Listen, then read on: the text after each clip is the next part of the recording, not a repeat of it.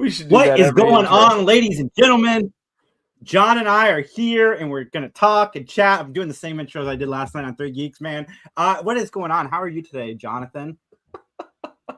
All right, but you didn't hear what I said. I think we should do that creepy lean around the logo every episode now. We should do that. I have been. I haven't noticed. So there you go. You got one past me. I'm good, man. It's nice weather out. Took a nice walk around the neighborhood this afternoon. Although, as I said to you all, and I'm sure many other people that are listening or watching, I slept way in today because I was on a different time, So, yeah, I got up at what I thought was 10 o'clock and it was 11 o'clock. So I felt a little shame there that I was being a little lazy, but hey, whatever, man. Well, John, I refuse to follow the man's time change, and it is still only 5 o'clock. And I'm just gonna, in my mind, my work schedule has changed to 8 to 5, so that I'm getting there when the man says I should. But I'm still on the old time. Yeah, I mean, it's nice out there. We'll have some more sunlight, but it is a little bit of an adjustment. So I hear we have a message here real quick. Justin, can you throw that up there? Yeah, there's the man. I'm mad at Daniel Dan. Snow. Dan and I have beef. Why? What do you have beef? He posted on Facebook, rest in peace, Ice Cube. It freaked me out. I spent like 20 minutes Googling to find out if Ice Cube had passed on, and he had not. He had not, Dan. Wait a minute. You can't bury this. What under what context, Daniel, were you saying that he had died? Like, I need the story. I need the 411. He was referring to the ice cubes in his cup. Oh. Yeah. Okay. Not cool, Dan. Not cool. Okay. I'm just kidding. I have no beef. But the reason it freaked me out is because I saw it earlier that day too from somebody else. So in my mind, I'm like, holy crap, this just really happened. Because I'm not ready for that. It's been an emotional year already. Well, I will tell you, my father-in-law sent me a text with a really sketchy link claiming that past Pittsburgh Penguin and past NHL superstar Jaromir Jagr had died, and that was not the case. He's 54 years old and still living in Czechia. So, yeah, I was like, huh? Spell all of those words you just said, John. Jaromir and Jagr? Yeah, and what city does he live in? Czechia. Yeah, that's spell all of that. Jar. I can do it. Czechia is the old Czech Republic. You're stalling, John. You are stalling. Just buying time while you Google how to spell the name. Get out of here. Jaromir. You're reading. Czechia. You are reading. Czechia. Get out of here. I saw your shoulders moving as you were typing. My shoulders are not moving. And Czechia is Czechi. Okay, that time you didn't look at the computer, but that first time. I don't need to. I know. Look, you don't even know who Jaromir Jagr is. So why are you giving me grief? I didn't even know that was a real place, John. Chechnya? Yeah, Czechia? Yeah. Well, we have a doozy of a MatTalk for you guys. But before we get into that, John, what have you been watching, sir? Oh, I wish we didn't have to do this segment right here. I have not been watching much, dude. I've been very busy with doing lots of interviews and editing and stuff that I really, besides watching like 20-minute like clips on YouTube of old wrestling or home renovations or history short documentaries, I haven't been watching much. I got to be honest with you. I watched a couple more episodes. I'm almost done with season 3 of Star Trek Strange New Worlds, but I got a couple more episodes of that to do. I don't know, man. It's just been a busy couple of weeks that I have not dabbled in anything, to be honest with you. Wow. I do all the editing. I mean, I do editing and interviews too, John. I still manage to watch stuff. Hey, man. Full-time job. Hey, man. I don't know. I watch so much. I don't watch as much as I used to, but I still watch so much. I'm surprised you didn't pick up on, I said home renovations. Like, I figured you would have picked up on that because I must be honest, it's not renovations. It's like it's like this group, this construction group, this contractors, they go around Detroit and they look at really bad rundown buildings and they try to renovate them. And so they kind of show you what is wrong and what needs to be fixed. Very rarely do they actually show you like a fixed up property that they've had. So anyways, Dan has another comment for us. Let's hear from Dan. John doesn't even care what I've been watching. It's fine, John. Hold on. Googling doesn't work for me, brother. Well, it doesn't work for me either. But you know who it does work for? Mr. Jason Taylor. So what have you been watching, man? Dude, I've been watching a lot of stuff, but I'm going to take my time for what I've been watching. I want to talk about Robert Carradine because I did not do that last night on Three Geeks. Robert Carradine, Revenge of the Nerds. I saw that movie when I was 5 years old. I should never have seen that movie when I was 5, but I did. And what did I learn watching that movie is that I wanted to be a nerd, and I became one. I love that franchise. I loved that man, and it's really, really sad that he has passed away. Yeah. Robert Carradine, rest in peace, sir. Thank you for giving me my trajectory in life. Is he related to the other Carradines? Mm-hmm.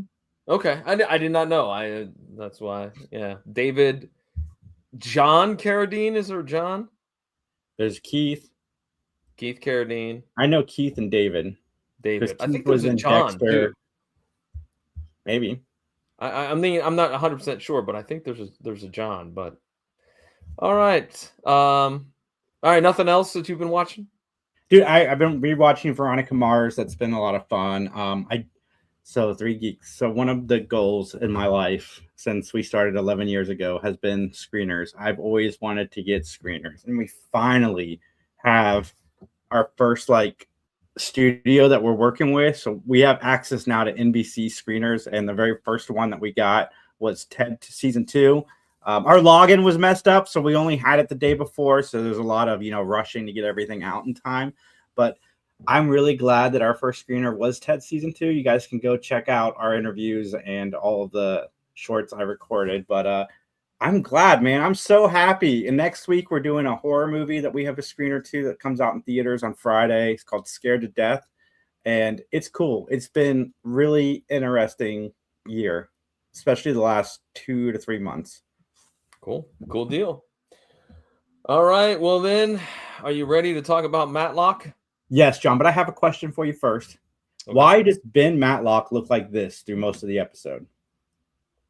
I don't know. That's a very good question. In fact, right? He's Ogre from Revenge of the Nerds. Yeah. There's a resemblance there. All right. It took me out of the episode a moment. All right. Well, we'll talk about it here. Let's get into our opening statements. The name of the episode is The Obsession, and the original air date is April 1st, 1993. Guest stars, we have a really big one. Vivica A. Fox will be playing the role of celebrity patient at the clinic.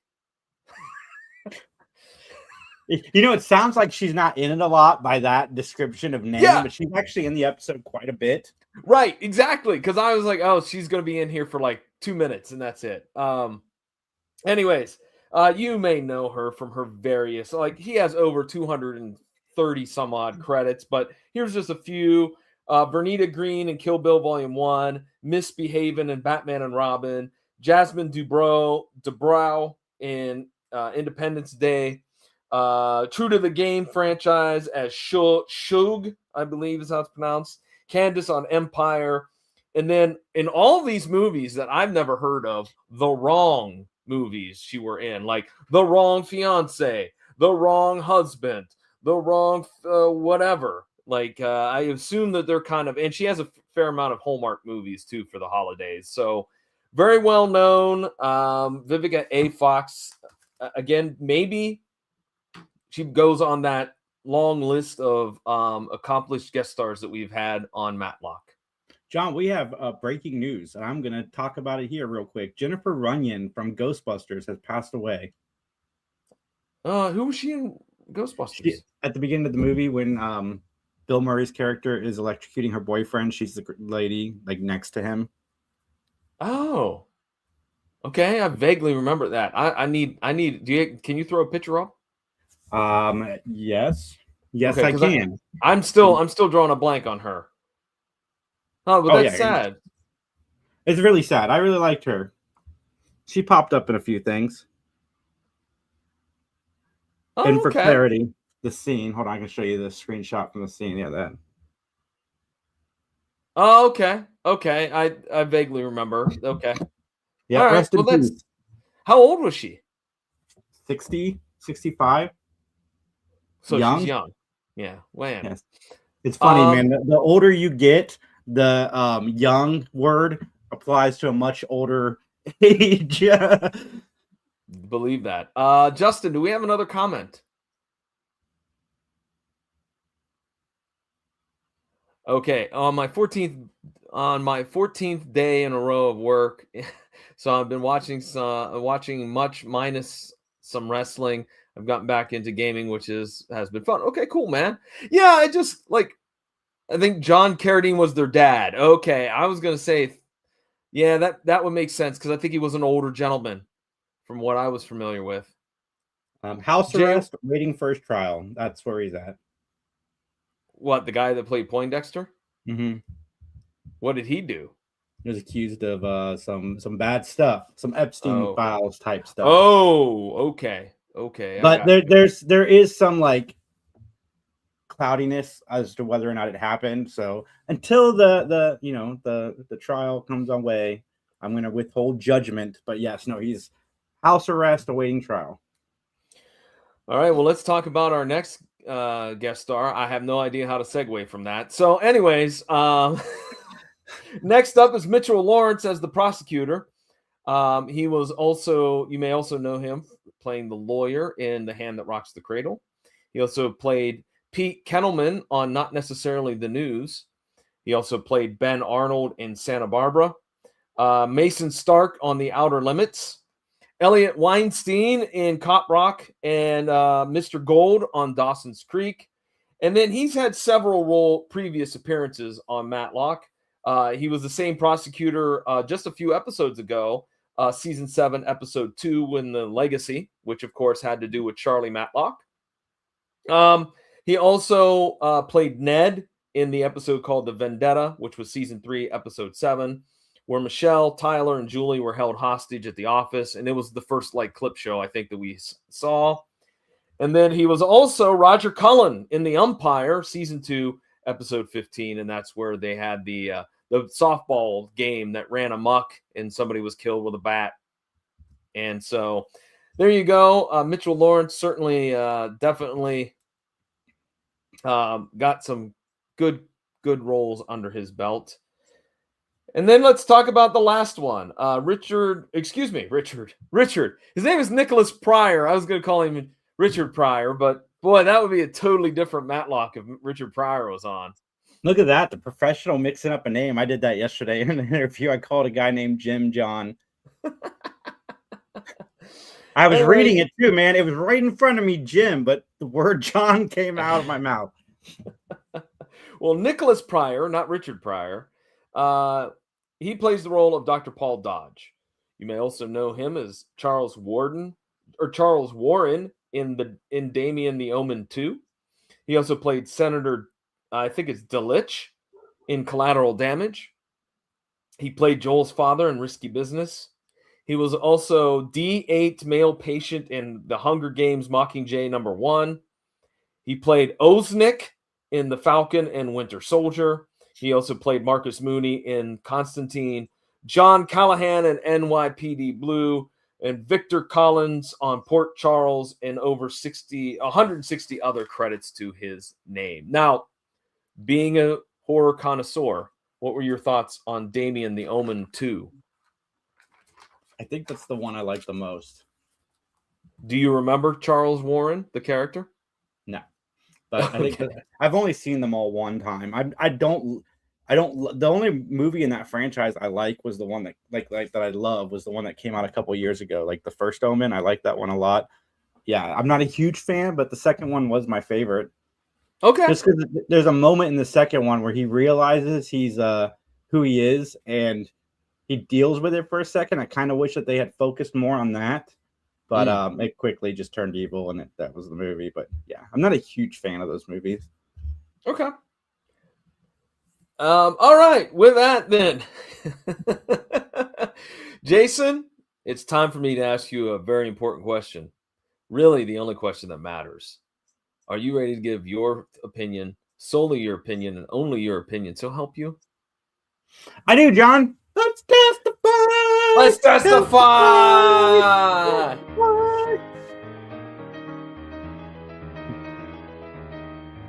You guys should watch John. That's how he dances every day. As he's making dinner, that's how he pours the salt. All right. The plot of the episode is Ben defends a TV star accused of killing their drug rehab counselor. So our opening scene, it's nighttime in the ATL, and a security guard is watching TV in a rehab facility. And then I put down a patient escapes ? But actually they don't really escape. What they do is they kind of go down one hallway and then they double back around to avoid the security officer. And so this individual, this patient, I guess you could say, ends up in the pool area in which he strangles and drowns an individual and also puts a necklace in the pool as well, and then leaves. And then we start what is only the most bizarre vehicle for telling this tale. Is we see Ben asleep on the couch. He wakes up and he gathers up his stuff and he hurries out the front door. So right out of the gate, I'm like, I don't understand what's going on here, because this kind of is going in reverse, if you will, or it's just a weird storytelling plot line, if you will. What do you think? I mean, not really going in reverse. It's just we deal with a lot of dreams, and and a lot of this, and it's a really weird episode. It is a really, really weird episode.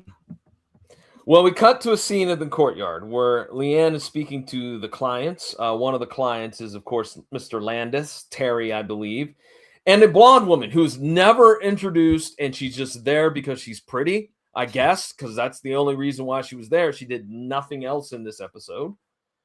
But Paul Dodge walks past them as Ben arrives and has a quick little sidebar with Leanne about his dream, which he thinks the dream is going to be what is going to lead to victory in the Dodge case. So Paul Dodge, as I mentioned, walks past Ben,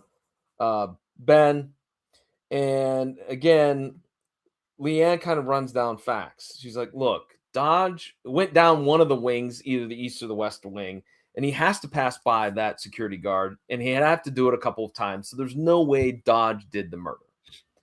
You know what? Let's see what Dan has to say, because Justin says we have another comment from Daniel. Let's hear it. The only thing I remember about the hand to rock the cradle was to Rebecca De Mornay. Yeah, Rebecca De Mornay. A very, very, very, very pretty young woman. Indeed. Indeed. All right, so the necklace is part of the evidence. There's a detective on the stand and claims that the necklace could have been yanked off or could have fallen off the victim. And Ben, in his cross-examination, goes back through his frame job theories. What I'm calling it is he's claiming that somebody framed his client. So,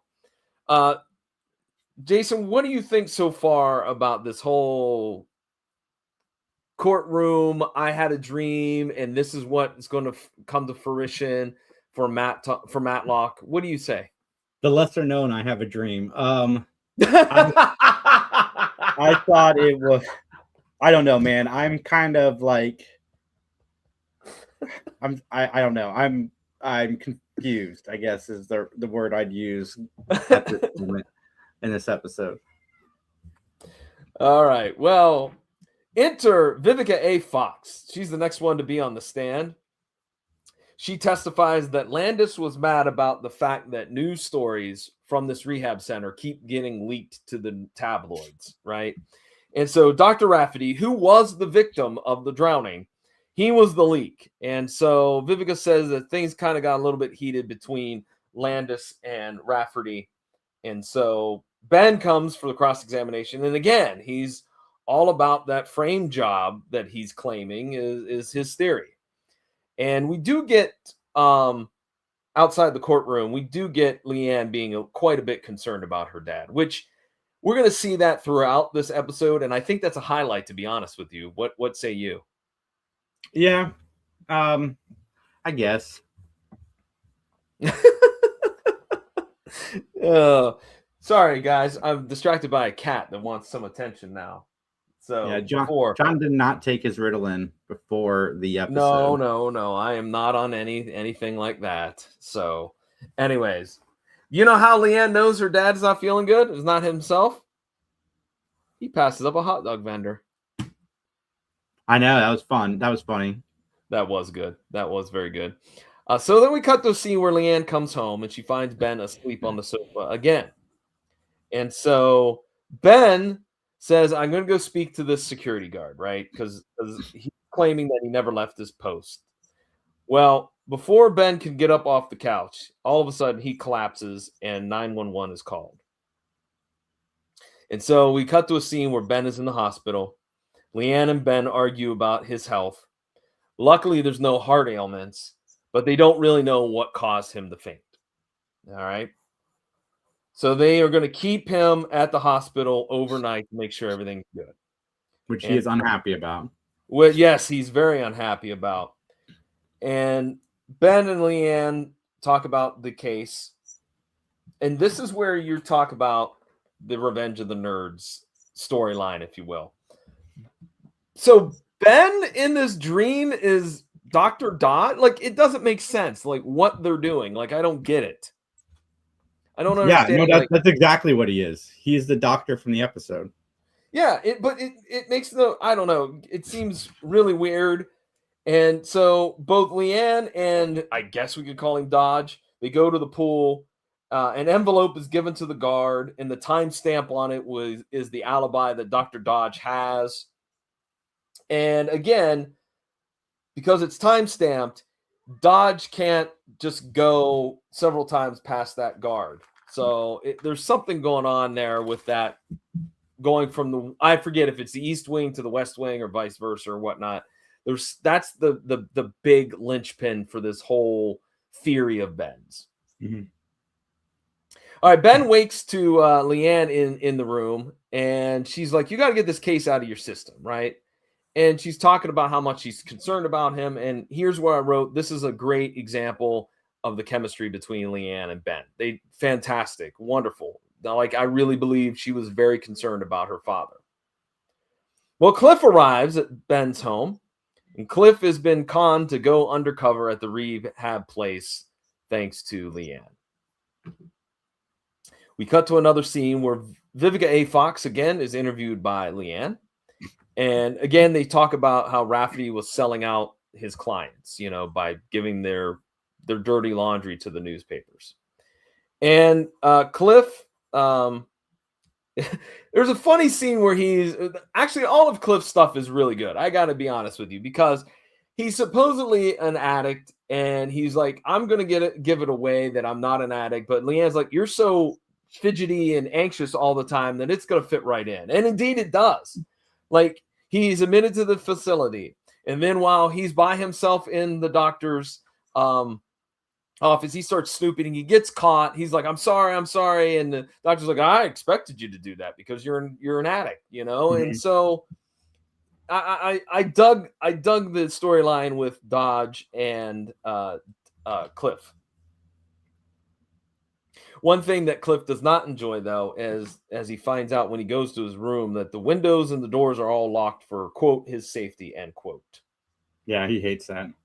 He does. I hate that too, to be locked in a room. Yeah, same here. I wouldn't like it. Think about how relaxing it'd be, though. Well, I got locked in a bathroom one time at a frat party. Anyways, that's a story for another time. Your reaction is what sold that. I'm like, and okay, we're moving on. It must be why you leave the bathroom open when you have company over. No, I do not do that. I do not do that at all. It's awkward, everybody. It's very awkward. anyways, Cliff discussed the locked doors with this intern or nurse. I'm not sure what this guy's position is, but Cliff meets with Dr. Dodge, and Dodge believes like everything that Cliff says is wrong with him. Like, oh, my hands are sweaty. Oh, I have a pounding headache. Like every lie he gives him, he believes, and he's assigned a new doctor. However, the intern catches Cliff trying to leave via the emergency exit. And so the emergency exit is going to become very, very crucial to this episode. We cut to a scene where Ben is hanging a picture at home. He's forced to lay down on the sofa. He's told that he has a hiatal hernia, and that's what's causing his problems. But as he's laying on the couch, phone rings. He answers it. It's Cliff on the other line, who feeds him some information about, of course, the clue of the emergency door alarm. So, Jason, at this point, is there anything that you wanted to touch base on real quick? Not really. I mean, yeah, the Cliff stuff's fine. I'm kind of starting to check out of this episode a little bit at this moment. To give a little bit of a spoiler, maybe not. Maybe I check back in.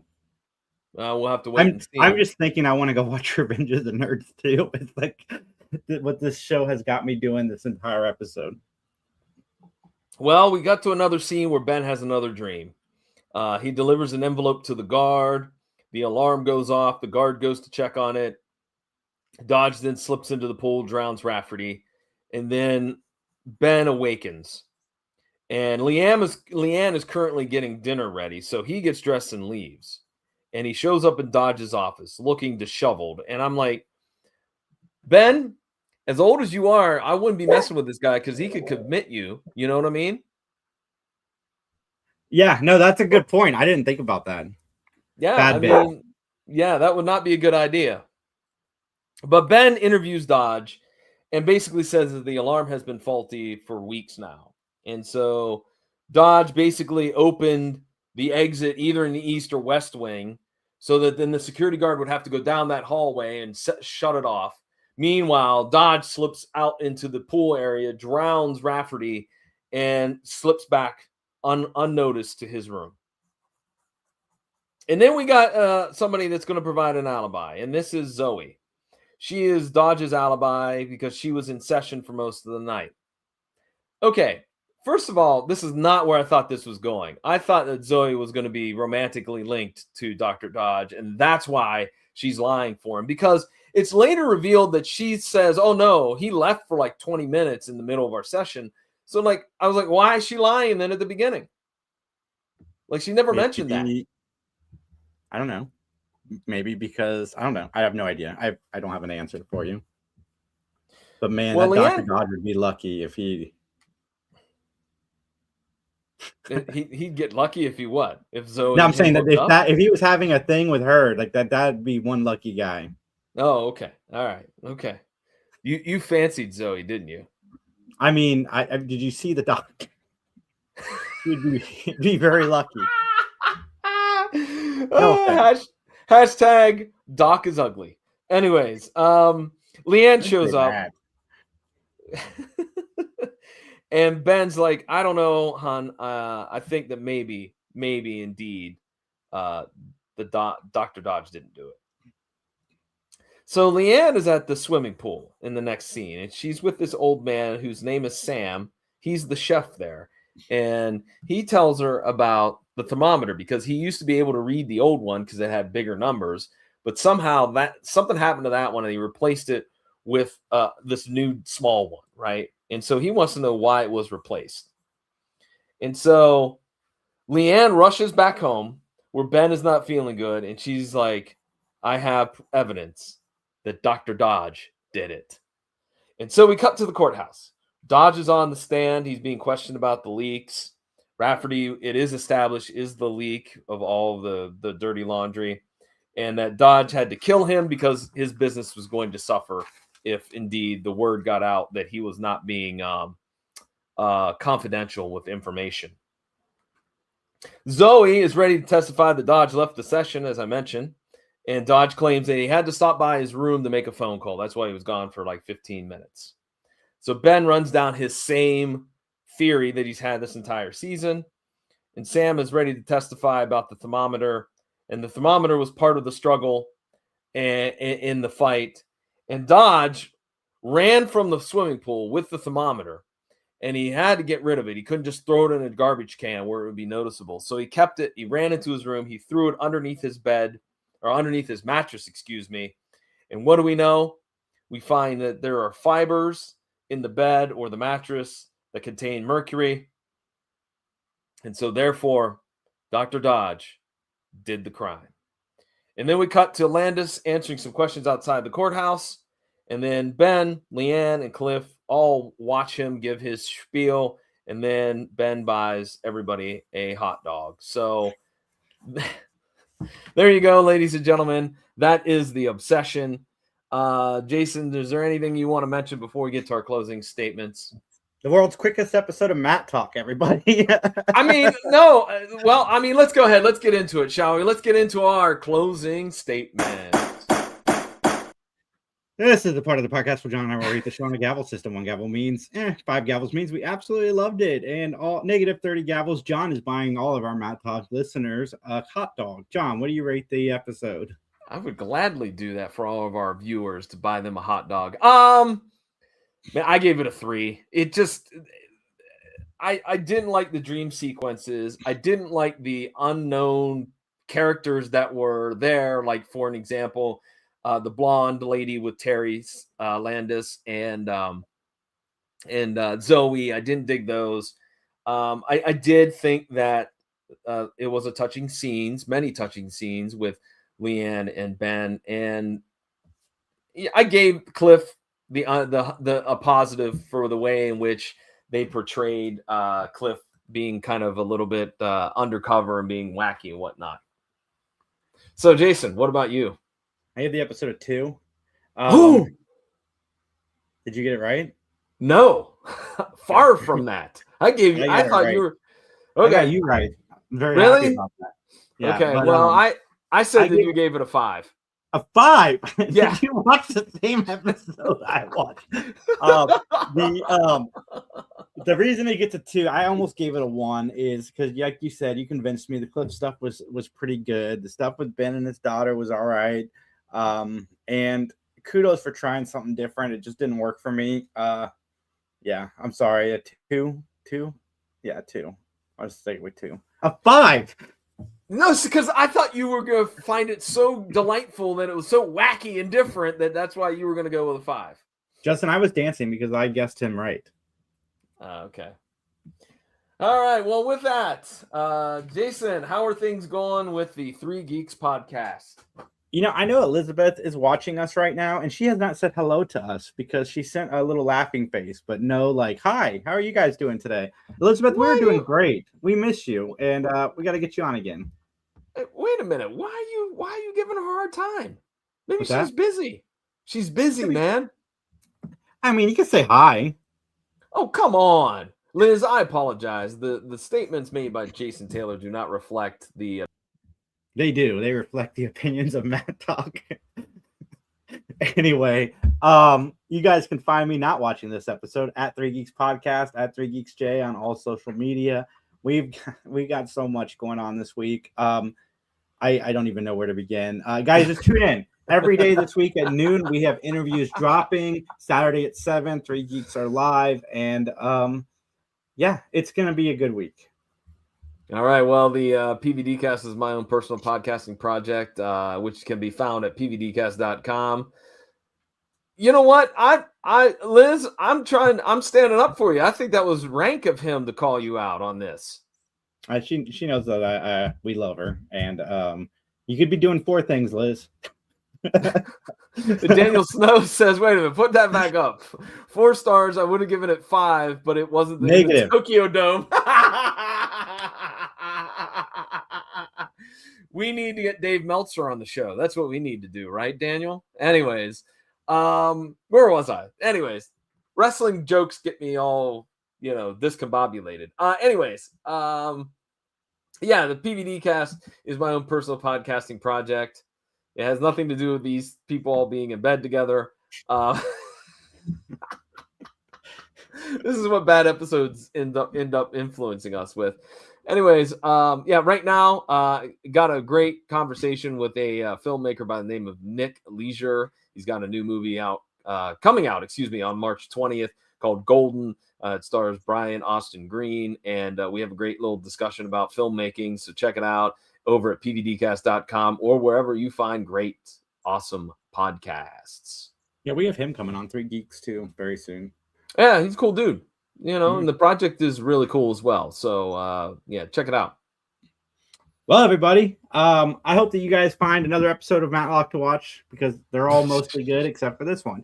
Like, comment, share, subscribe, all the fun stuff. And as they say in court, nothing further.